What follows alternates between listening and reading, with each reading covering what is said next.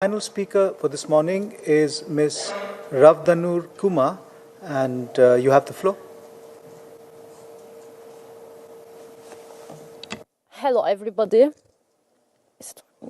Hello, everybody. I would like to start my speech by thanking Her Royal Highness Princess Nisreen El-Hashemite, the Science Princess, Her Excellency Dr. Helena Dalli, Minister for European Affairs and Equalities, the Government of Malta, and the Royal Academy of Science International Trust for giving me this great opportunity to be among you today and sharing my story and experience with you.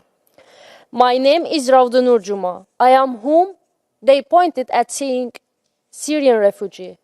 I am whom they pointed at saying you cannot, you should not, you must not, you will not, you don't, but I did.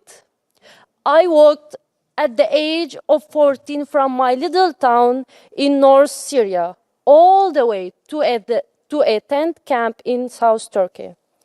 Then I was lucky to be upgraded to a container camp, at least 4 walls. The light blanket was not enough to warm my body in the cold winter. I was paying the price for a crime that I never committed. I did not born as a refugee. The war in my country is not my fault.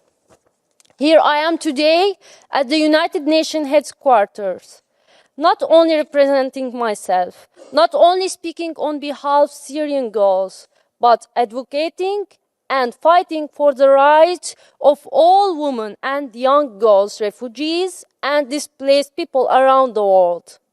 The right to live in dignity, the right for education, the right to be women in science, contributing to the world's development, or in fact achieving the sustainable development goals.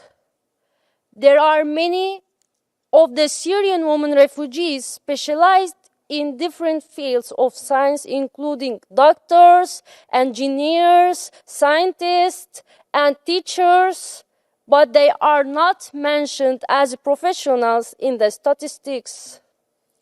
With their living conditions and no jobs, they are losing the knowledge of their profession.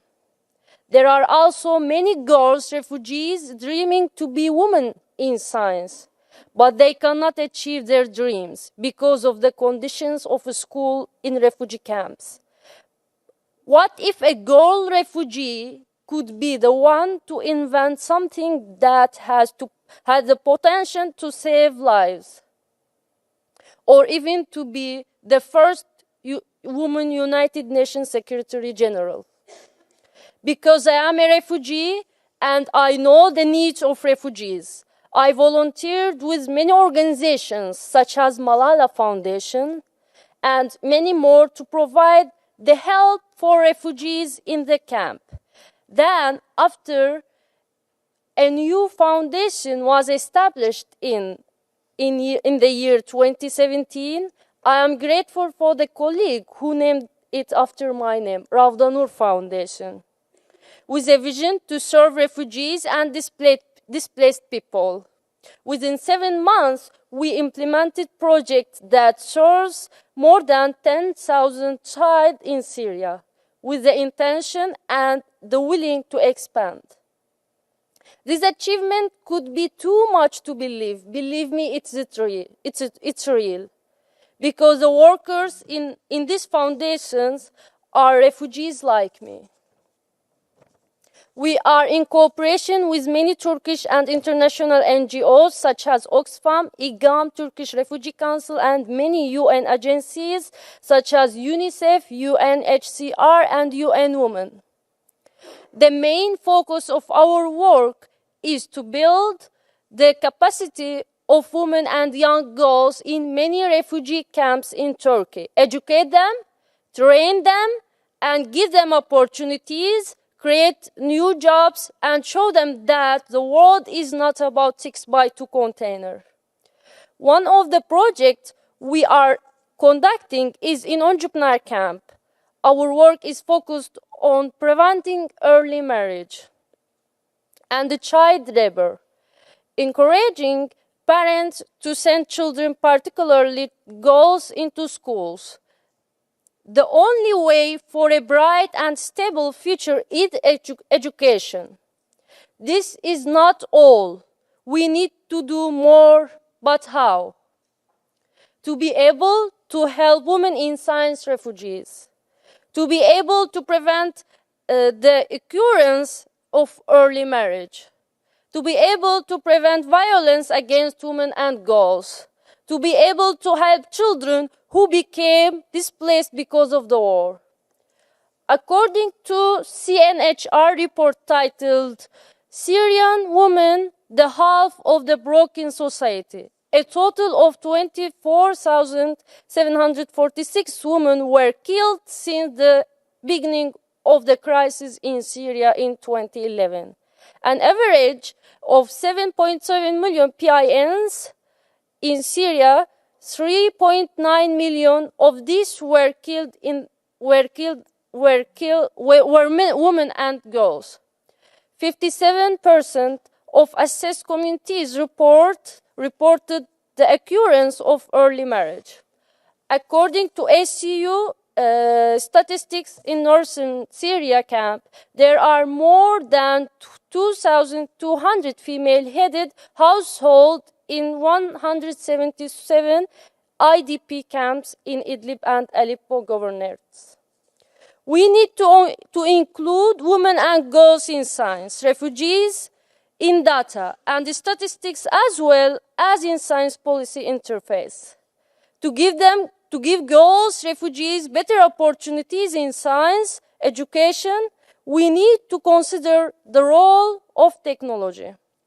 In fact, we need women in science from around the world to help us in delivering training programs for women in science refugees and for girls refugees science education. I hope that ILO will consider women in science refugees in their strategies. I hope that UNCTAD and ITU will consider women and girls in science refugees in their action plans and frameworks. As the little girl Mariam, a Palestinian refugee from Shatila camp in Lebanon, said, "Tomorrow will be as sweet as chocolate."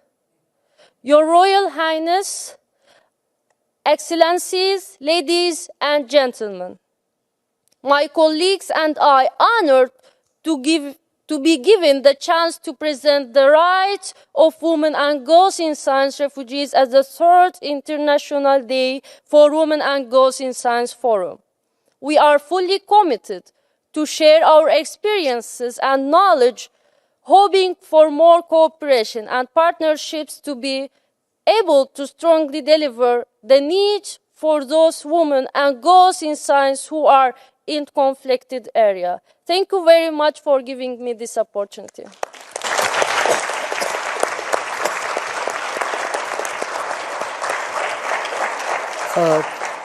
Thank you. Thank you so much for those heartfelt and sincere words.